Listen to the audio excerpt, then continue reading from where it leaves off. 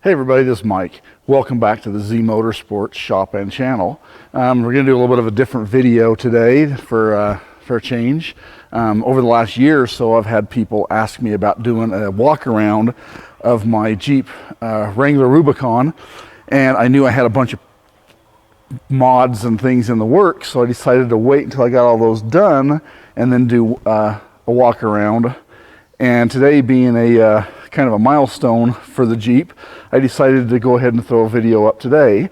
Today the Jeep actually rolled over 100,000 miles on the odometer, and with this engine and transmission combination, it's 7,500 miles, 7,500 trouble-free miles. So I thought no better time than to kind of give a walk around of my 2011 Jeep Wrangler Rubicon.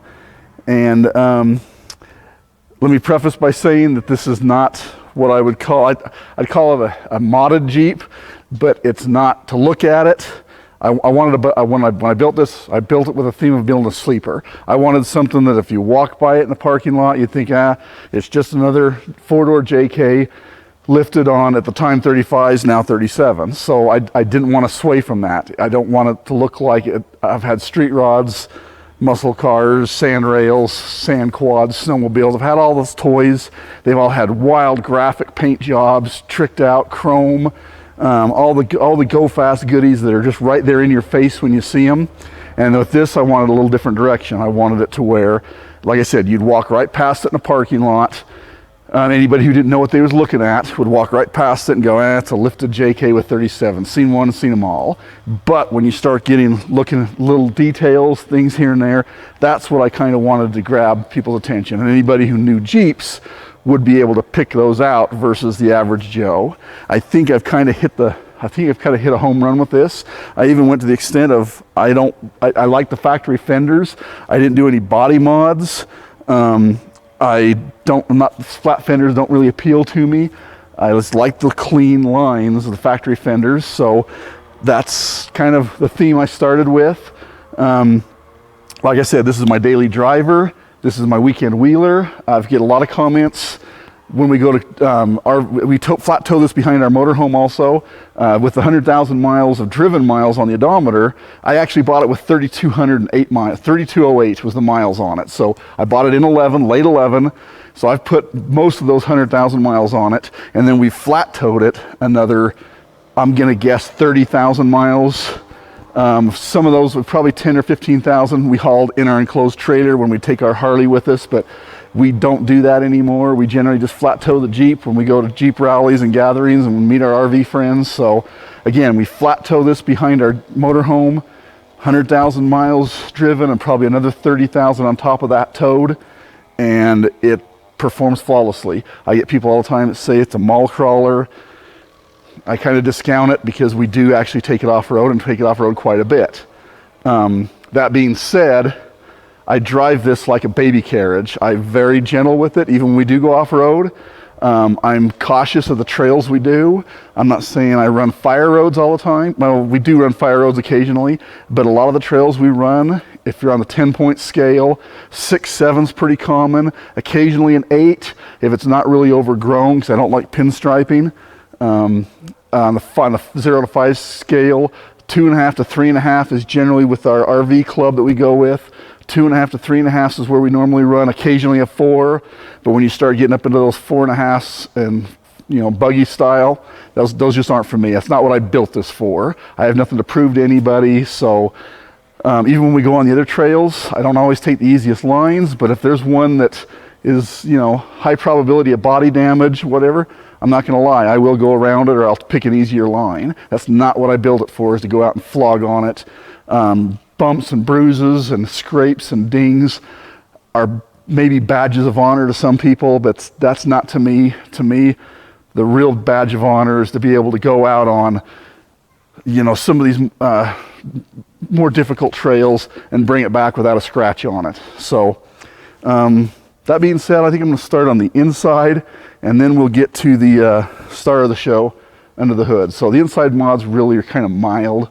So I'll just move the camera over here and I'll show you the few things I've done on the interior. All right, so like I said, interior mods are pretty minor. I did install a Vector off-road dash bar on it, and I have a Samsung 10-inch tablet with Backcountry Navigator is the program I'm using for navigating, and it works out real well. It's kind of nice when you're moving along, and if you see if you want to mark a waypoint or something like that, I can take a picture and assign it onto that waypoint.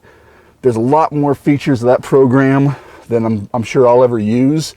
So I just use the basic program and then add a few pictures and some waypoints and a few things here and there. So the wife and I really like that. She over here also on this Vector, I have a 67 design cell phone mount for her.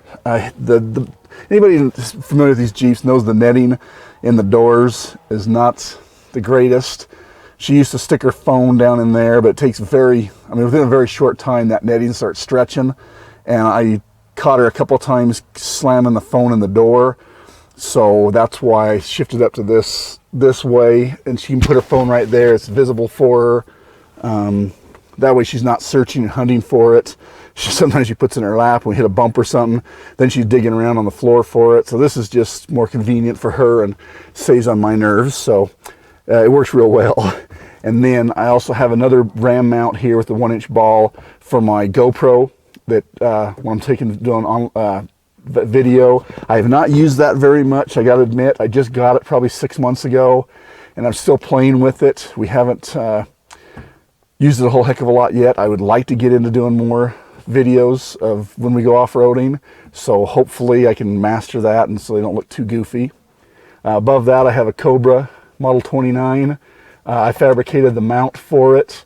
It sits just above the rearview mirror, so with the mirror all you see is very once in a while you'll see the mic cable bouncing around in travel mode. When I'm using it, I hang it down here off of a lanyard so that I can pull it down and use it, but generally I just wrap the cable around and keep it tucked up when I'm not using it. Over on the driver's side A-pillar here, I have a series of gauges. I built this cluster. This was one of the first mods I did back in 2011 when I bought the Jeep. Chrysler, for some reason, when they built this car, they decided they weren't going to put gauges in. They were just going to put idiot lights. And even the temperature gauge is more of a customer satisfaction gauge. It didn't. It does now, but it didn't change very much. They knew that people want to see between 185 and 210 degrees, so that's pretty much where they set straight up. And it was, basically anything outside of the norm it would show, but other than that it doesn't move much. Or, well, I say it didn't, it does now. But I went ahead and put gauges up here on my A-pillar so that I could watch things like transmission temperature, oil pressure, and voltage. Transmission temperature and engine temperature are a couple of the biggie ones I like to watch. Especially off-roading, I can keep an eye on my transmission temperature and I can adjust driving accordingly. I never really had any problems when I had the old engine and transmission in it, but I went ahead when I put the new powertrain in it, I went ahead and set up sensors so I can still have all these gauges functional. On the steering column here I have an Aeroforce interceptor that allows me to see real-time data with what the ECM is seeing, and then also allows me to scan codes or anything like that if I have issues down the road. So I have it mounted right up here between my speedometer and my tachometer, and still allows me full visibility of everything else, so I like that. Let's see, down the dash panel down here, the panel down here, I took the netting out in front of the shifter, and I put a little Daystar switch panel in here that has things like for my LED backup lights, my A-pillar lights, my bumper lights, and then my ARB compressor that's mounted under the passenger seat, which now that I'm running CO2, I don't use it as much, but I have it as a backup system, so it was already in place. I'd used it for a couple of years, worked flawlessly with my 35s. But the old saying, 2 is 1 and 1 is none. So I've got my CO2 tanks in the back, and then if I ever have any issues or run out or anything like that, then I've got the compressor as a backup. So it was already I already had it installed, so I just didn't see any sense in taking it out when I put the CO2 tanks in. Lastly, over here on the side, I added a little port for a couple of 5-volt USB adapters so the wife can charge her phone while we're traveling, and then also I can plug in my tablet while we're traveling. Let's see what else. I think that's about it. Oh, I put a grab handle for the wife on her side over there, a rigid one plus the soft ones. And like I said, very basic inside. I do have I run my Freedom tops, the hard tops in the wintertime in the cold months, but then usually I just put this on about March, late March, and then I'll probably take it off when the weather turns October-ish, November maybe. But I've got the the Best Top Sunrider feature, and the wife and I love that. 2 clicks on the latches, it folds back, and we have open air. It works really good. I had a Best Top Trek Top for the first about five years we had the Jeep. I like the looks of the Trek Top with the slant back, but to be honest with you, I really didn't care for that zipper system on the back.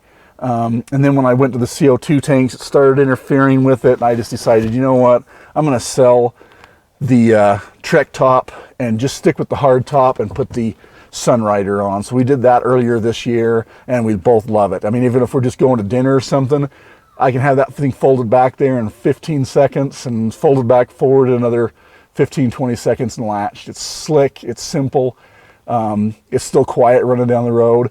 A little more road noise than the fiberglass Freedom tops, but not much, very minimal. All right, so moving around here to the back, I have a Max black box Toolbox, and this is probably one of the downsides to my Jeep is it is heavy. I'm about 6,000 pounds, and this toolbox is a good chunk of it. I carry a lot of tools and so forth in here. I don't like being out on the trail and getting caught without tools or a few spare parts here and there, but it is slick. I kind of have things wrapped around in towels and everything to keep. I don't like rattles, so this is all set up for quiet. And then also, I think I've got one of my other videos in there. The only problem I really had with this box is the latch mechanism would fail, and it failed 3 different times. And Max was good to send me a replacement latch each time, but it failed all 3 times in the exact same place. So I finally machined a new one, and that was 3 years ago. So far, it's held up perfectly.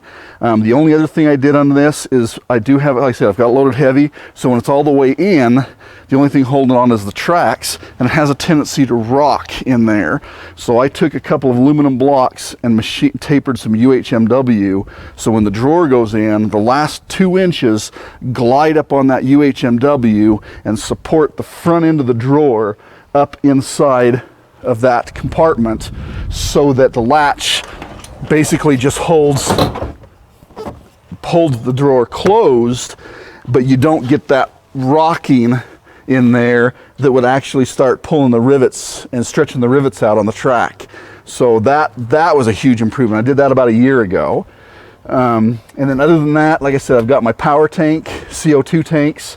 I have 2 10-gallon tanks, and I went with 2 10 gallons versus the 15 because of space.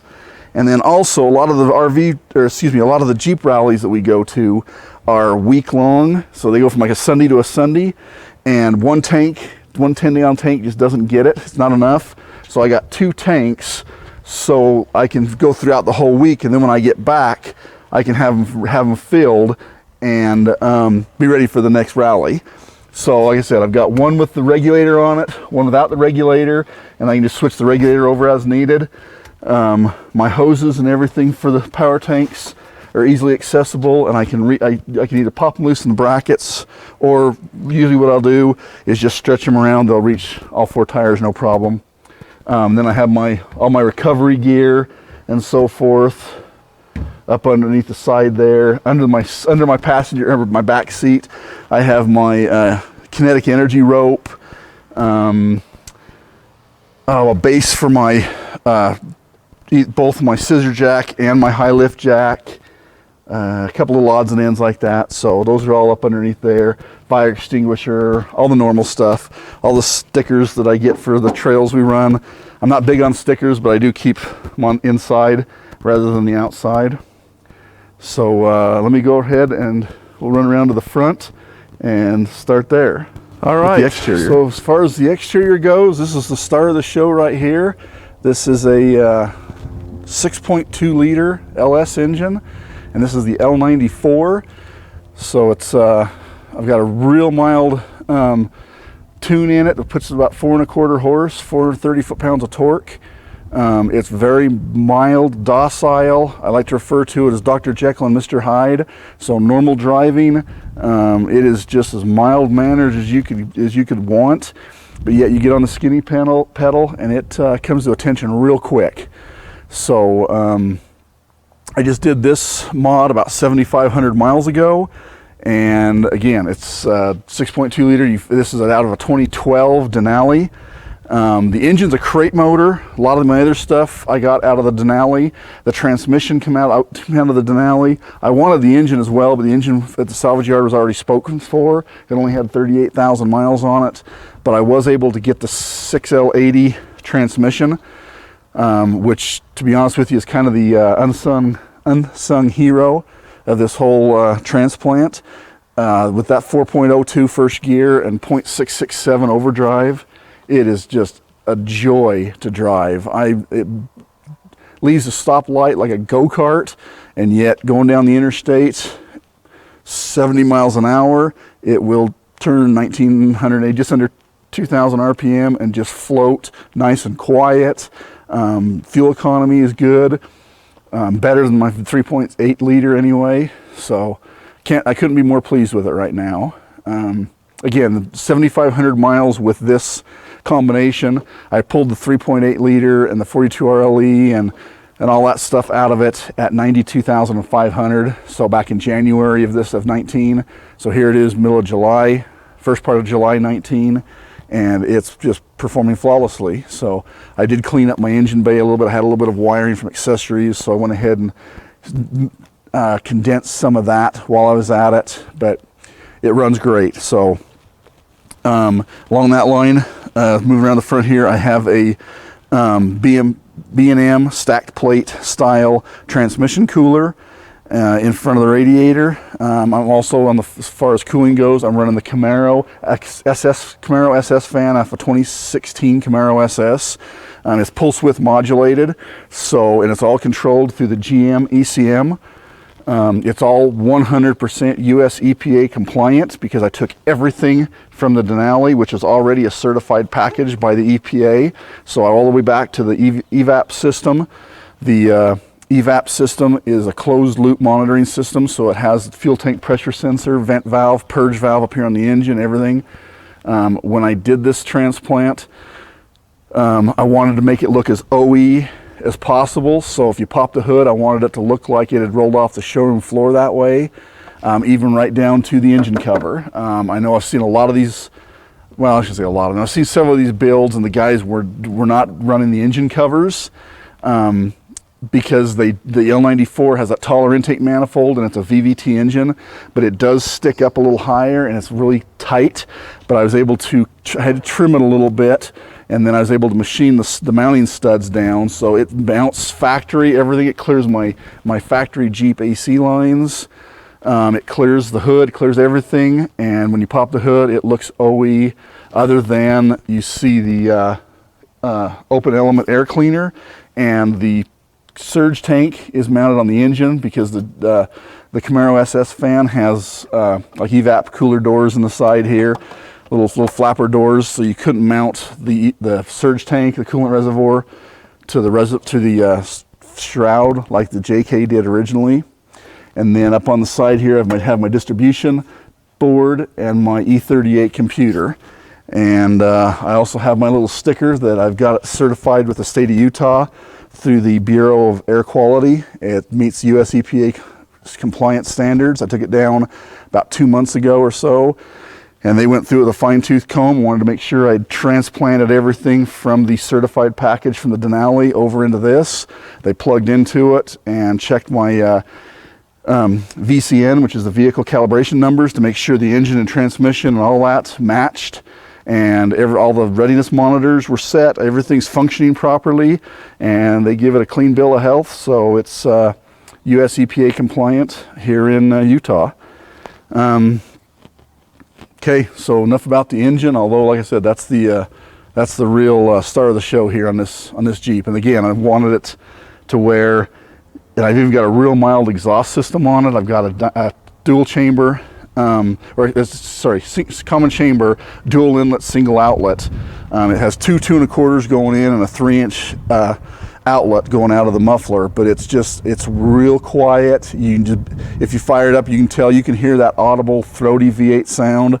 But other than that, I didn't want anything real loud and annoying. I wanted to keep this a complete sleeper. So you pop the hood, it looks OEM, other than Jeep didn't put a V8 in them. So, and certainly not an LS V8.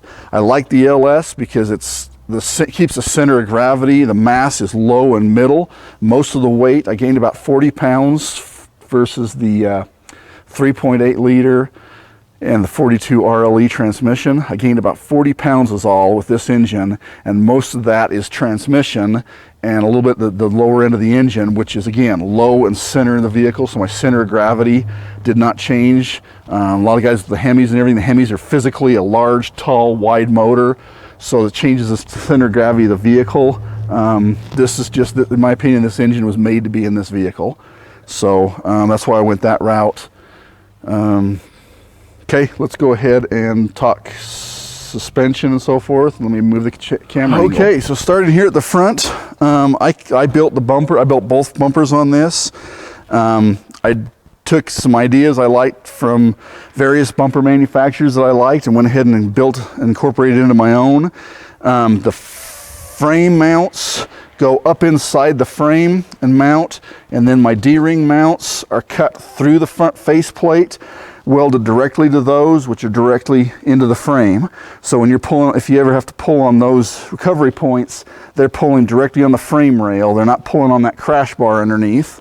I've got a worn 9.5 XP winch. It's sunken down properly into the frame so that it does not block the radiator. When I first built the Jeep in 11, I lifted it and threw my 35s and everything on it, and I was getting ready for a Moab trip. I didn't have time to build my bumper, so I hurried and I found or stumbled across rather, a worn bumper with a power plant on it. It was not what I originally wanted because the power plant stuck up so high over the radiator, but it got me through about 6 months worth of wheeling and driving until I could build this. So this has been on just a little bit shy of 8 years now.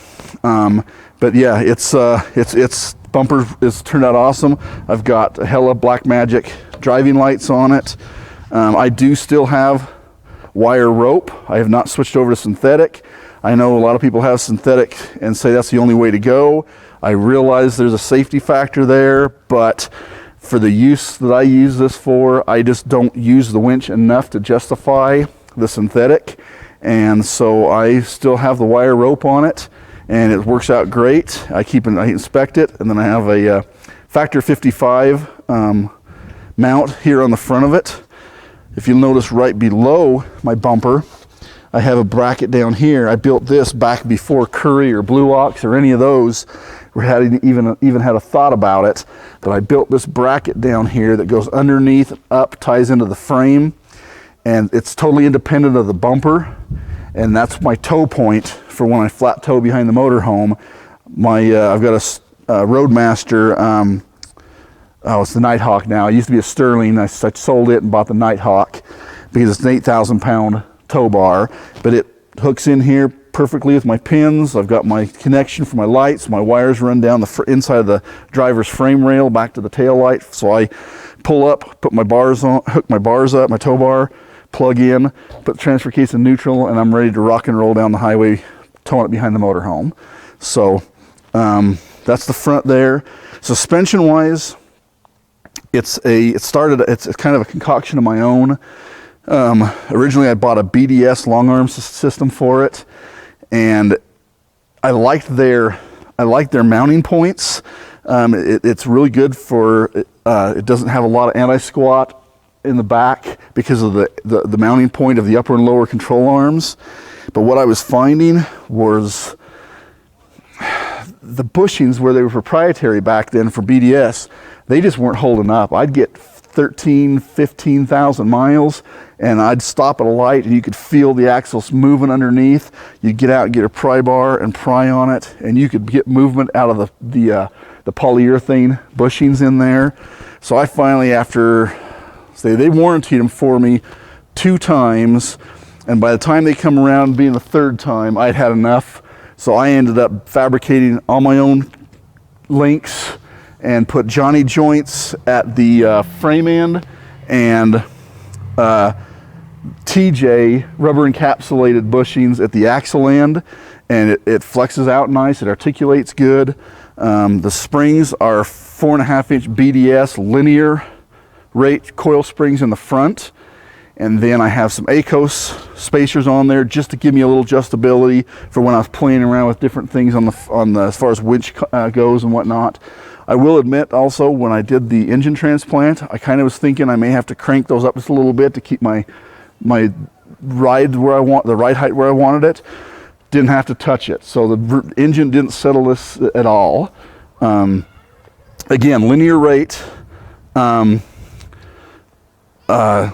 springs on the front. Running, I got about 10 inch. I've got 10 inches of total suspension travel, 4 1/4 up travel, 5 3/4 droop, which is pretty good, pretty respectable for a coil spring setup.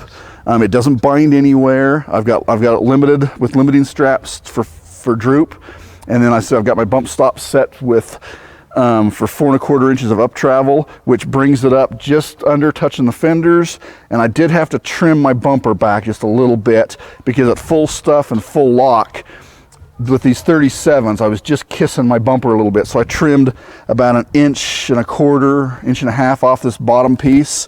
And now at full stuff and full lock with these 37s, I'm still about 1/2 inch from touching my bumper.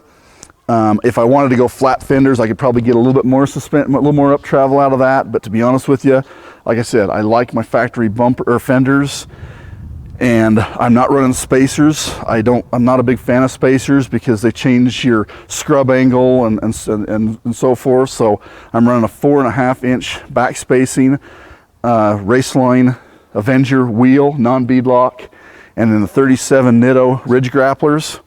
The axle is a it's a Pro Rock 44 housing that I bought, and then I built it up with the RCV shafts, and I'm running 456 gears in it, factory Rubicon lockers front and rear, and then I'm running a Redneck Ram hydro assist steering system on it. Originally I had put a PSC XD2 gearbox in it, because back a few years ago when I started thinking about putting an LS engine in this, at that time they had the XD boxes were compatible with an LS engine. Somewhere in there when they went to the XD2, they went to a bigger housing, bigger case and everything, and I guess I dropped the ball on that one. And when I put the XD2 gearbox in, my thinking was this will be perfect for when I go to the LS. But when I went to the LS, I realized that it was hitting my compressor, so I had to go back to the OEM gearbox that I drilled and tapped, went with the Redneck Ram, and then sold off the XD2 gearbox. So the Redneck Ram is working really well. My only complaint is this engine idles so low at about 500. It'll sit and idle about 550 RPM all day long, and sometimes it's just not quite enough flow at that RPM. You barely touch the throttle, get it up to 700-800, and it frees the steering right up. So it's not that big a deal where I'm going to worry about it. Yeah, I'm aware of it. My wife's aware of it, and doesn't seem to bother her. Doesn't bother me now that I'm used to it. So I just kind of left it. I've talked to some guys that have run smaller pulleys and to spin the pump a little bit faster. But to be honest with you, then you're sacrificing somewhere else. I like keeping that serpentine belt as short as possible, and I'm running a stretch belt on the compressor, so I'm happy with the way it performs. This thing is 100% reliable and driver friendly. The wife, I can toss her the keys. She drives it. She says that it handles everything just perfectly, so rides beautifully. I'm running Tom Woods drive shafts, 1310 in the front, 1350 in the rear. Rear suspension is a factory factory Dana 44, but I'm running 10 factory axle shafts in it. And then Terraflex big brake kit all the way around. In the rear, I'm running Curry dual rate springs that are for the, there's actually an Expedition spring, so they give a little more lift, which for the Expedition guys, it's to carry all their rooftop tents and everything, but for me, it helps with the weight of my toolbox in the back. So the Expedition dual rate springs give nice flex off-road, good ride quality off-road, and amazing ride quality on the pavement. So, and it still nets me a fairly low total lift on the whole car is just under 4 inches, which allows me to net that low center of gravity look that I was after in performance. The lowest point in the whole Jeep is the rear pumpkin, which is 11.5 inches from ground to bottom. Front is 12 inches. And then the lower control arm mounts on the front are 12.5 inches. Rear shock mounts back here, I cut the stamped steel OEM ones off and fabricated some out of 1/4-inch plate and welded them on to beef them up a little bit. So lowest belly pan at about the transfer case is 17 inches ground clearance. So there again, it's not a super tall lift.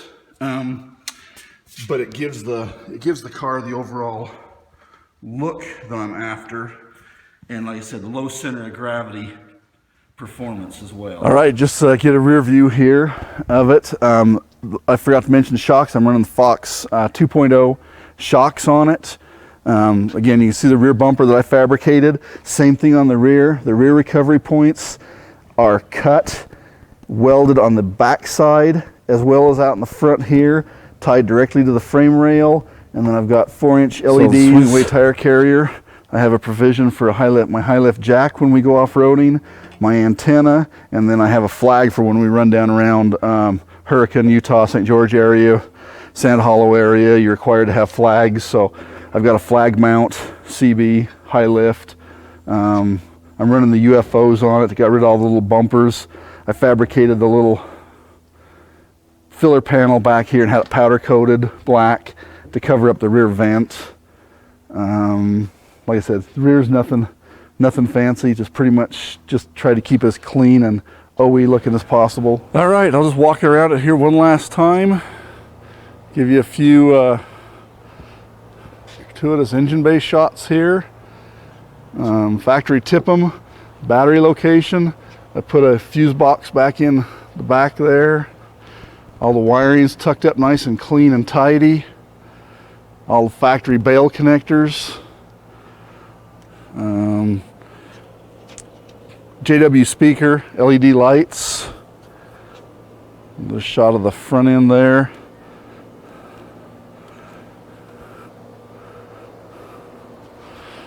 Again, the fenders are factory. I just usually throw a little bit of Aerospace 303 on them a couple times a year to keep them looking decent. View with the hood closed. Like I said, I just really like the lines. Jeep, I think, did a really good, or Chrysler or Jeep, whatever, did a fairly good job of designing the lines of this car. So I really wanted to stay true to that. Again, if you look at it in the parking lot, you're going to say, oh, hell, it's just like every other four-door JK lifted on 37s. But the more and more you start looking, it's all little detail things that I'm pretty proud of. The only thing on the body that gives away that there's even anything under the hood that's not factory is the little ID badges that my son got me. That told me I needed to put those on just for anybody, just for the curious few that might hear something and go, that doesn't sound stock. So walk around the back here. Again, it's just my daily driver, weekend wheeler. We flat tow it behind our motorhome for when we go to Jeep rallies and meet up with friends. So it's been a great vehicle so far, and I hope to have it many, many, many more miles and many, many more years.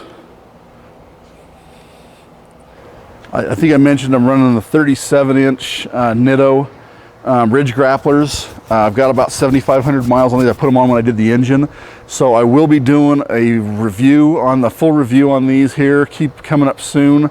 So click that subscribe button if you're interested, and you'll get a notification when I have more videos. And I put these tires through quite a few different variations of terrain so far, from winter driving, snowpack, snowpack on asphalt, snowpack off-road, to rocks, Moab. The only thing I haven't had them on yet is the roads over around southwestern Colorado where we wheel. So I want to wait till I get some time on those, which should be coming up here, and then about that time I should have close to 10,000 miles on them, and I want to do a full review of this tire at 10,000 miles. So again, stay tuned for that. But so far I've been very impressed with them. They've been a great tire. Prior to that, I had the BF Goodrich KO2s in a 35-inch, and I had those on for about 49,000 driven miles, and towed about 18,000. So those tires wore really well. But when I stepped up to the 37s, I decided to try something a little different, so I went with the Nittos, and so far I like them. But again, stay tuned for that full review.